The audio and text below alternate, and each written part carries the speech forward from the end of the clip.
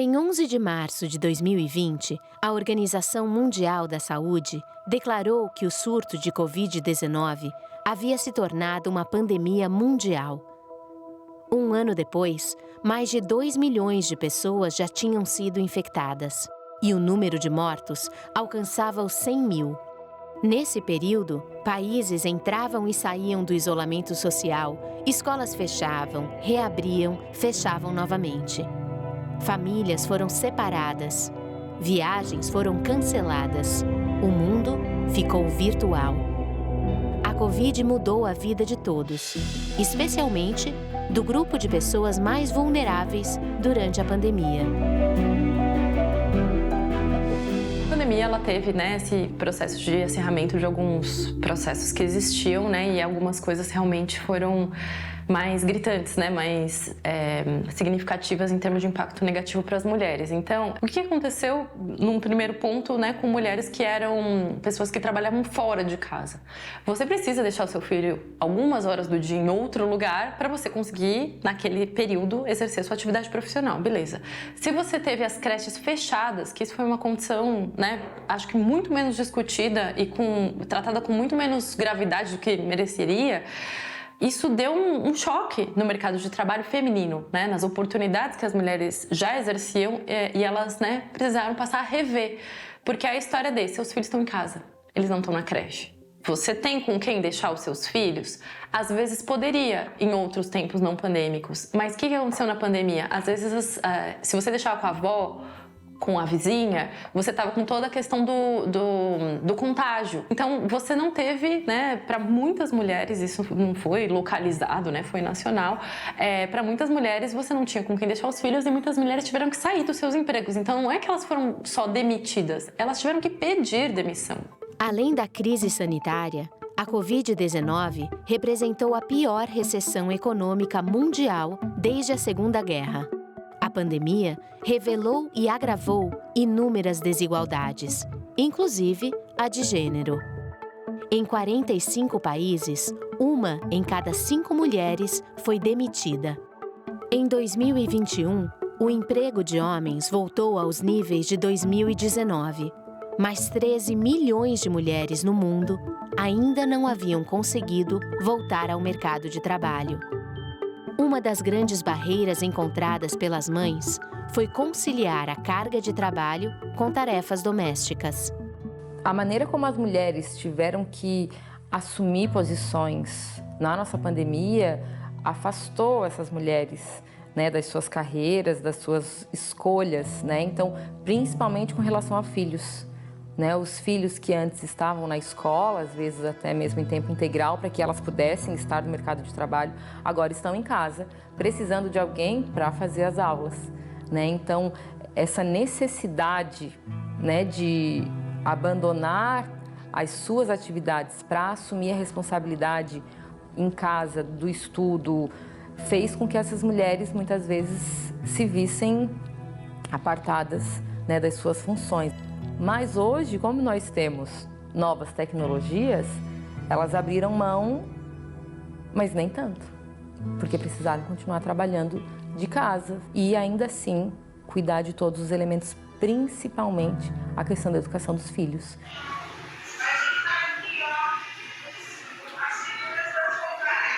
O meu esposo saía para trabalhar e eu ficava com as crianças trabalhando e eles na fase escolar ali, Então eu tinha o meu trabalho, o meu computador, do meu lado o meu filho que estava no 2º ano, uma turma com 18 alunos e atrás de mim a Catarina com mais 15 alunos e todos com os microfones abertos, professora falando.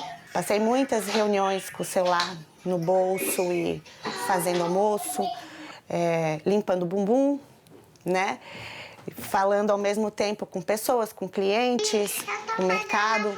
Então, quando a gente tem uma rotina normal que não é de pandemia, a gente sai para trabalhar e naquele momento eu sou profissional. Depois chego em casa, naquele momento eu sou a mãe, Em dado momento eu sou a esposa. E durante a pandemia, todas essas faces, elas se misturavam dentro do mesmo espaço de tempo. Durante a pandemia, cerca de 60% das mães relataram que eram as principais responsáveis por supervisionar o ensino à distância de seus filhos, em comparação com 29% dos pais.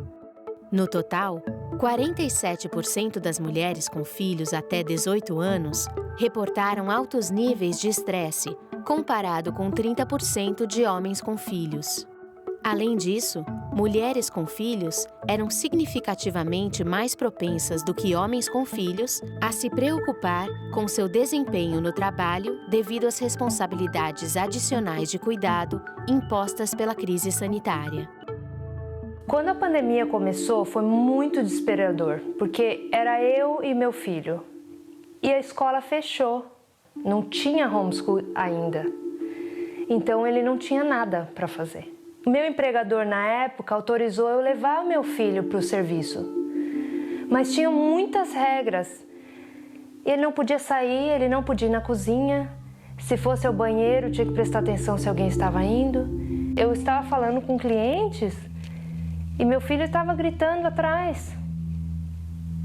Tô com fome, me ajuda no jogo, acabou o giz azul.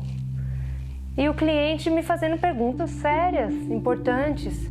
Teve realmente um boom de sobrecargas, né? Seja sobrecarga de cumprir vários papéis. Meu papel de mãe, meu papel de profissional, meu papel de filha também, que faz parte disso muito do cuidador, né? Até mesmo o grande número de mulheres que foram obrigadas a ir para o home office. Só que dentro do home office você tem que fazer o teu papel de home office e o papel que não deveria ser, mas que geralmente acontece, de cuidar de outras coisas. Seja cuidar da casa, cuidar do marido, apesar de que o marido não precisava ter cuidado, né? Mas acontece. Então, esse conjunto de coisas que vai só sobrecarregando. E ninguém aguenta. A gente fica envolvido nessa roda viva, nessas atividades que elas não param, é uma atrás da outra, a gente não consegue se enxergar de cima, de fora dessa situação, o quanto a gente está sobrecarregado. E aí a gente se culpa. Porque a gente está preso nesse universo de que a gente tem que ser perfeita, tem que ser guerreira, tem que ser maravilhosa, né? Tem todas as qualidades, porque afinal de contas a mulher ela é muito forte. Então você acaba que faz essa saída, né? Do esgotamento vai para a depressão, melhora a depressão, vai para o esgotamento. Vai oscilando isso. Foi uma coisa muito comum, principalmente no fator cuidador. Um conceito-chave para a gente entender a questão da sobrecarga materna é o de trabalho não remunerado, que dentro da economia doméstica a gente entende como sendo aquele tempo que a gente gasta com tarefas que são necessárias para a manutenção do funcionamento do lar. E nessa divisão de tarefas, quem fica com a parte maior são as mulheres sempre. Em todo o mundo, as mulheres arcam com uma parcela desproporcional do trabalho doméstico em comparação com os homens. No Brasil, as mulheres gastam semanalmente 21 horas com trabalho não remunerado. Os homens, 10. Durante a pandemia, o número semanal de horas gastas por mulheres subiu para 28. Entre os homens, esse número foi para 13. Ou seja, as mulheres passaram a trabalhar 7 horas a mais por semana em serviços domésticos. Já os homens aumentaram sua parcela em apenas 3 horas semanais. A mulher é multitarefa, né? Ela cuida dos filhos, cuida da casa, trabalha fora. Quando ela chega em casa, ela não vai esticar a perna no sofá e descansar. Não, ela vai cuidar da casa, ela vai fazer janta, ela vai dar banho nas crianças, né? Tem uma coisa da mulher acabar fazendo esse papel e os homens não se veem nesse papel de ajudar em casa, né? Raríssimos homens tomam essa dianteira.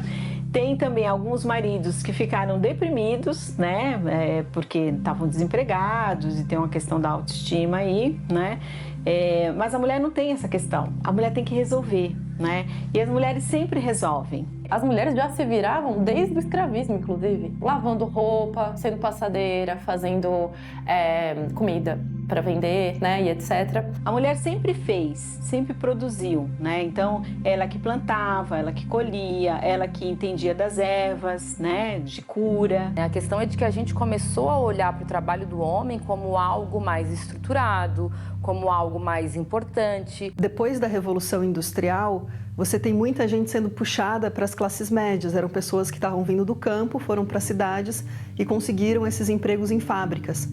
Era muito difícil para as mulheres conseguir esses empregos nas fábricas ou manter esses empregos. E ao mesmo tempo que os homens ficavam lá, esses salários eles possibilitavam você prover para uma família por um mês inteiro. Então você criou essa situação em que o homem estava indo para o trabalho dentro das indústrias, as mulheres estavam em casa com os filhos. E você tem, então, essa dimensão de que o homem trabalha e a mulher fica dentro de casa. A gente foi tendo uma segregação maior, né, de atribuição de espaços, né, os espaços considerados adequados, né, para homens e mulheres, a própria ideia de participação política, poder, né, representação, educação. Tudo isso eram coisas exclusivamente masculinas, né? A gente tinha uma questão, um crivo, né? Um critério de proibição, né? Mulher não poder estudar, mulher não poder votar. Ao mesmo tempo, você tem um boom de propaganda e publicidade que reforça justamente essa ideia do homem indo trabalhar e voltando para casa, né, com a mulher com os filhos, ele compra um fogão para ela e uma máquina de lavar. O homem no público, a mulher no privado, isso é o grande desejo do patriarcado. Existe uma vontade muito grande de perpetuar uma submissão e principalmente de achar que essa submissão sempre aconteceu. A mulher ultimamente, né, há algum tempo, vem nesses movimentos, apesar do movimento feminista, não é só levantar a bandeira, é a gente resgatar essa história da mulher, né, ser a pessoa que produz, que entende da produção, que tem conhecimento. E eu acho que esses movimentos resgatam isso. A mulher fica sobrecarregada? Ainda fica sobrecarregada, porque na divisão do trabalho dentro do lar é sempre a mulher que está assumindo tudo. A gente espera que isso mude.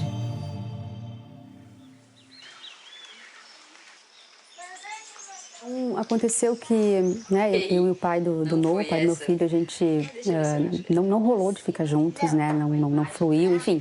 E a gente sabe que tem essa questão da sociedade hoje, né? A mulher solteira ainda tem isso, né? Mesmo nos dias de hoje ainda tem isso, né? Voltou para casa com o filho, enfim, né? Toda esse peso mesmo, né? Porque pesa, né? Nem todos estavam ali de braços abertos e receptivos. Então, não foi simples, né? Porque ficou, tipo assim, foi o dobro do peso que seria, né? O puerpério e essa sensibilidade emocional que a gente mais precisa, né? De pessoas por perto, de colo. Antigamente a gente olhava pro burnout materno, né? Como o blues puerperal, a depressão da gestação, né? Tô esgotada, tô inflamada, tô cortada aqui, fiz tanta coisa de tantas maneiras e não tive tempo para recuperar. E aí, mal sair daqui já tendo que uma responsabilidade com uma criança que eu amo, que é maravilhosa, mas que tá pedindo comida todo momento, gritando no meu ouvido, porque ela só sabe pedir comida assim e tudo bem, né? Só que olha o tanto de novo, desadaptação que vem por cada movimento que a gente faz na vida, né?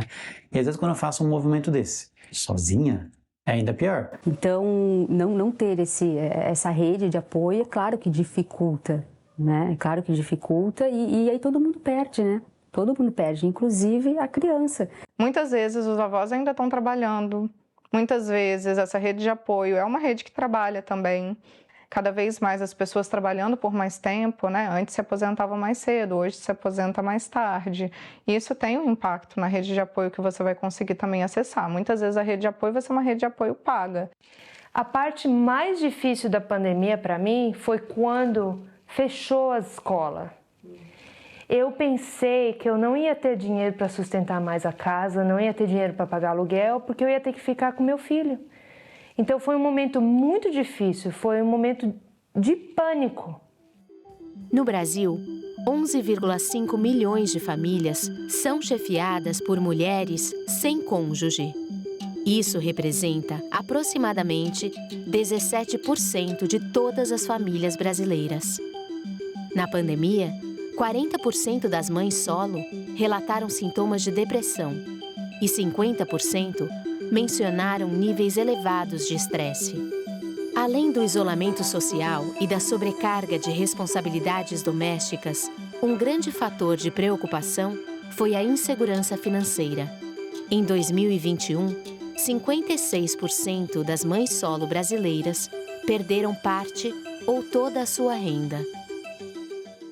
E essas mulheres, como elas não abandonam filhos, não abandonam pais idosos, elas tiveram que prover para essa família de qualquer jeito. Então, qualquer tipo de trabalho foi aceito e muitas delas foram para o trabalho autônomo, que é o que a gente entende como empreendedorismo, mas é um empreendedorismo com muitas aspas. Obrigatoriamente, essas mulheres tiveram que ir para o mercado de trabalho. O mercado informal, né? Vamos falar, porque essa história de empreendedorismo também tem dois lados, né?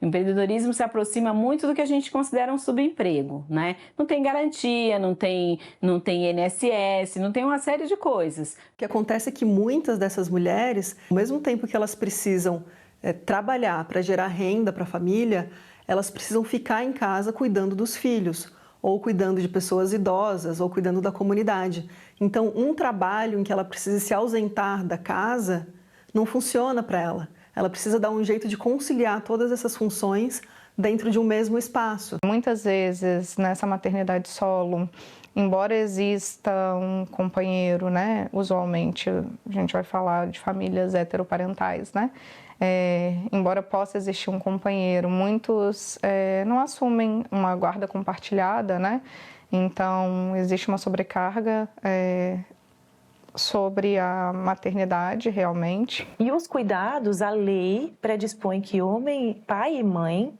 e a família em geral tem o dever de cuidado da criança integral. Isso independe se a guarda é unilateral, se a guarda é compartilhada e até em casos de guarda alternada. Mas em geral acontece de a mãe ter que cuidar de tudo, inclusive mandar roupa limpa para a casa do pai, mandar brinquedos, mandar tudo que tem que, a dieta dele, se tiver algum tipo de medicamento, tem que mandar tudo escrito e ligar e se preocupar. Tomou remédio? Aconteceu isso? Fez isso? Levou para a escola na hora? Fez os deveres com a criança? Então a mãe ainda tem que administrar o cuidado da criança de longe. Isso é muito, muito comum mesmo. Eu ouço muito coisas do tipo... eu tô com muitos afazeres, eu tô cuidando do bebê, eu tô vendo o que ele vai comer, eu tô, enfim, cuidando de toda a logística.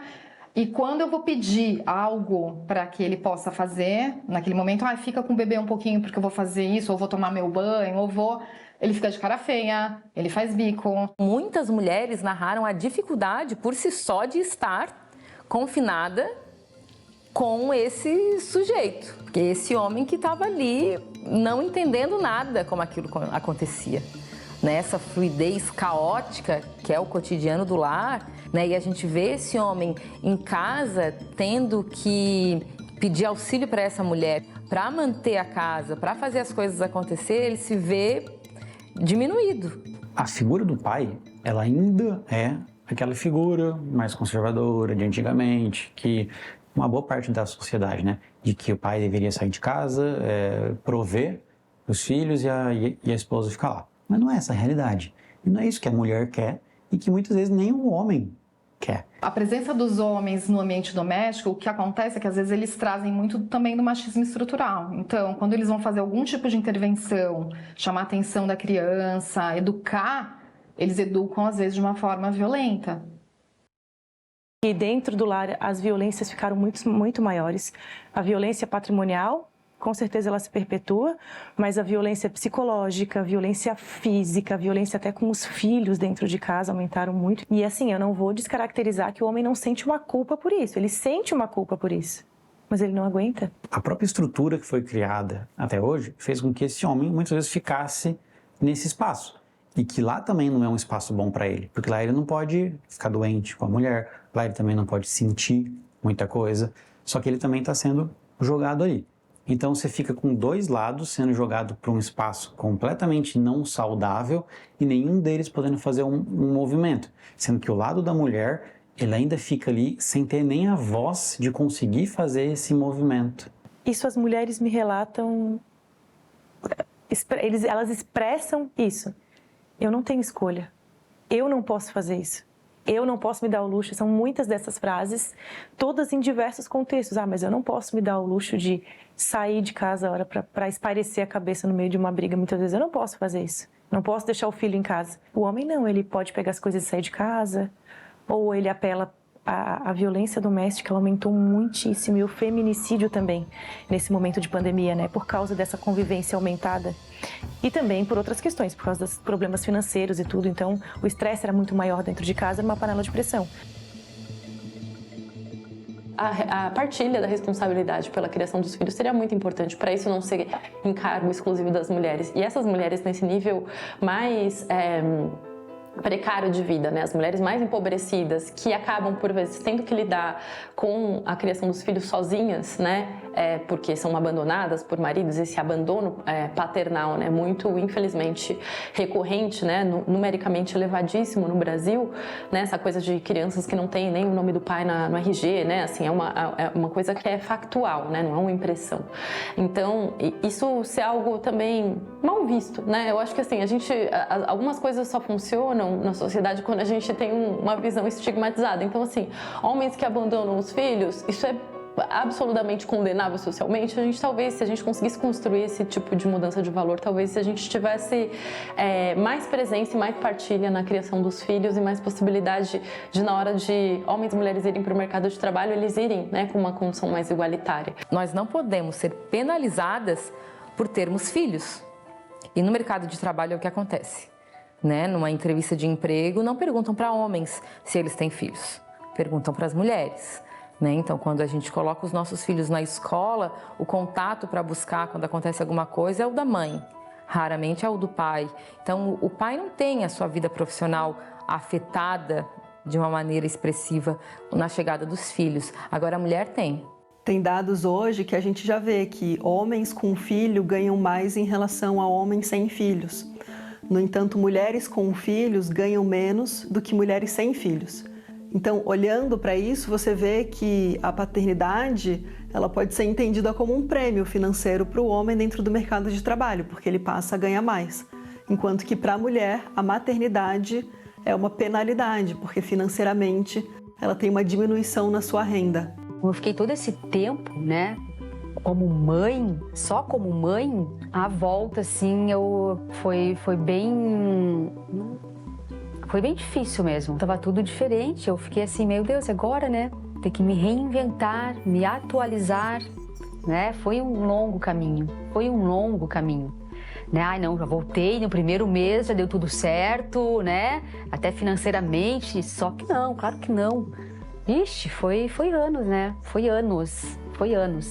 E aí a gente entra numa outra perspectiva que, depois de a gente acessar esse mundo do trabalho, e hoje sim, nós estamos amplamente no mundo do trabalho, mas quando a gente começa a construir a nossa carreira ainda tem muito a acontecer, assim, a gente vê mulheres qualificadas não conseguindo acessar tantos cargos de poder, né, tantas chefias quanto homens, né, a gente vê nesse desenho dentro das nossas carreiras, dentro dos nossos ambientes de trabalho, a mulher represada e muitas vezes represada pela própria maternidade. Se as mulheres não chegam, por exemplo, nos cargos decisórios, como é que a gente vai ter alguém lá em cima que entende o que a gente passa enquanto mulheres, enquanto desafio de carreira, como é que a gente equilibra a nossa carreira com a nossa vida pessoal? Eu acredito que o fato do meu empregador ser uma mulher muito forte, mãe, com 2 filhas, que também passou por dificuldades criando as filhas, eu acredito que ela sim me deu uma oportunidade melhor. Estudos mostram que mulheres em papéis de liderança impulsionam ambientes de trabalho mais inclusivos e sensíveis às necessidades familiares. Empresas com diversidade de gênero na liderança têm 46% mais chances de adotar políticas de trabalho flexíveis e apoio para as mães, promovendo um melhor equilíbrio entre vida profissional e pessoal. Enquanto a gente está aqui discutindo identidades, discutindo outros elementos que são muito mais filosóficos, existem pontos muito concretos dessa luta, né? E que é o quanto que o Estado tem que fornecer de suporte para que a possibilidade de um lar mais equilibrado aconteça. Isso é a realidade, assim, até na Constituição tem lá. Na Constituição, no Estatuto da Criança e do Adolescente, né? Está presente que o governo, o Estado, ele também é responsável por essas pessoas. Agora, como esse Estado ele é responsável por essas pessoas que nascem se eles não oferecem recursos para que essa família exerça um trabalho digno, né? Para que essa família possa ter rendimentos adequados para que todos os membros dessa família possam sobreviver e possam viver, né, contemplando suas necessidades. Porque, na verdade, existe essa demanda, né, para as mulheres serem mães. Acontece que não tem apoio, né? A gente tem uma sociedade, dentro da nossa sociedade não existe apoio para essa mulher que quer ser mãe. Pensa no momento a mulher nasceu uma mãe, né, com o parto, nasceu uma criança e o pai volta a trabalhar em 3 ou 5 dias, em alguns lugares 8 dias. E a mulher fica com todas as questões do puerpério, a recuperação física, todo o abalo dos hormônios, abalo psicológico. Tem casos de países mais progressistas, como a Suécia, por exemplo, em que você já tem licenças paternidade desde a década de 70. Então é um arco já de 50 anos, mais ou menos, que possibilita a gente ver o que aconteceu. E você vê que lá no início eram poucos os homens ou os cônjuges que faziam uso dessa licença. Hoje, na Suécia já meio que pega mal você ter um filho e você não tirar um tempo para ficar com a sua esposa e com o seu bebê. É o caso de uma legislação que foi implementada e mudou a cultura do país. E é um dos países mais igualitários em termos de gênero, em termos de trabalho não remunerado. A gente suprimir no nível em que isso for possível, né? Essas limitações de gênero, eu acho que é o ideal. Homens sendo pais mais presentes é uma coisa que é bom para a sociedade, né? Para eles e para a sociedade, né? Você ter aquela história de criança muito agarrada com a mãe, etc. Se for só a mãe que tenha contato físico e presença, né, constante com a criança, é óbvio que vai ser assim, né? Mas se você tem um pai que é presente, que tá ali com a criança no colo, tanto quanto a mãe, ou tanto quanto possível, né? E a história da licença paternidade com mais tempo poderia facilitar isso, é óbvio, a gente tiraria, né, essa visão, né, do que é ser mãe é uma coisa de mulher, mas ser pai parece que é uma coisa assim opcional, né? A gente conseguiria suprimir esse limite de gênero para pensar, olha, a criação de crianças pode ser feita, né, por todos. Apesar da pandemia ter sido uma coisa horrível, né? Mas nesse sentido ela trouxe uma coisa boa, né? Ela transformou a vida de várias mulheres. Ela ficou sobrecarregada? Ficou, mas a gente tem um legado, um saldo dessa história. Essas mulheres não voltaram para casa a cuidar só dos filhos, né? Elas viram que elas podem muito mais. Então eu vejo que a pandemia, né, apesar de ter pegado todo mundo de surpresa, não foi um caminho agradável, mas veio para um grande aprendizado, assim como a maternidade. É um desafio. Algumas famílias, apesar do estresse vivenciado, conseguiam também verbalizar que, apesar do estresse, apesar da sobrecarga, apesar do que a pandemia tenha sido, né, em suas vivências, também foi uma oportunidade que elas viram como enriquecedora de permanecer junto dos filhos. Esse momento eu pude acompanhar desde a hora que acorda até a hora que vai dormir. A gente nunca esteve tão próximo, a gente nunca se abraçou tanto, a gente nunca conversou tanto. Tu conhecer novamente as pessoas, né? No caso, os meus filhos, eu conheci eles de novo. Presentemente eu posso me considerar um sujeito de sorte, porque apesar de muito moço, me sinto são e salvo e forte. Tenho comigo pensado, Deus é brasileiro e anda do meu lado, assim já não posso sofrer no ano passado. Tenho sangrado demais, tenho chorado pra cachorro.